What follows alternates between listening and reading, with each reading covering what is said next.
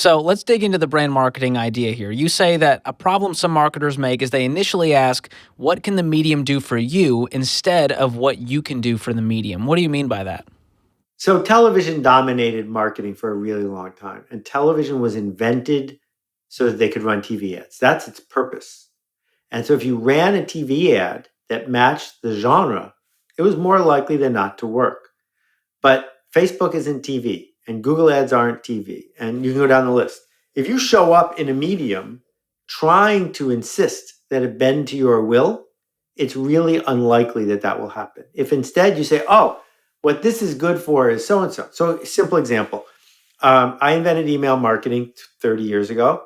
And over time, email marketing has gotten more and more slick with images and HTML and all that stuff. It doesn't work as well as a human sending an email to another human. That email as a medium is about one person emailing another person. And so if I send out a bunch of emails, a couple 250,000 a day for my blog, a lot of people read them because it's from me. Whereas when you get one of those slick emails to sell you some boots, you just hit delete because it doesn't match what the medium is for. That's a good reminder that we kind of need to be human here and not just be a marketing machine when it comes to the way that we market. So why is it important to consider the behavior of users on a platform before trying to advertise to them? Because clearly that's something you've thought through when it comes to email. Yeah, so, I'm working on a project right now, and someone said, well, how is this going to work on mobile? And I'm like, if someone has a choice between watching TikTok or the latest YouTube video and doing what we're working on, we're going to lose no matter what. So don't start compromising to put it in a medium where it's not what people want to do in that medium. And this is part of what the magic of podcasting has been, because podcasting is the only thing you can do with your phone safely while you're driving or running or at the gym. So it matches exactly what the medium is for. Yeah, that's a great reminder. And you've got a great podcast, Akimbo, that everyone needs to check out for sure. What do you mean by this phrase here? Great products work far better than great ads do. Right. So we talked about MailChimp. So for example, think about the first person who had a fax machine.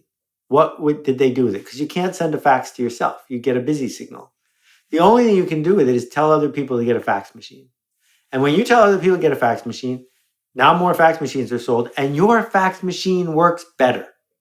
And that is the essence of how you build a marketing juggernaut. That, Dave has hundreds of employees. He has millions of people listening to him on the radio. There are hundreds of thousands of people listening to this and other things. Why? Because you guys bought a lot of ads? I don't think so. Because you built something other people want to talk about. They're not talking about it because they like George. They're not talking about it because they like Dave. They're talking about it because they like themselves.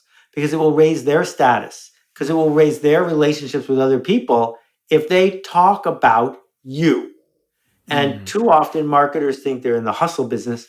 No one wants to be hustled. The business we're in is do work that matters for people who care. So focusing on product makes you think about the customer first. Thinking about an ad makes you think, how can I make money off of this person? What can they do for me? Bingo. I'm getting it.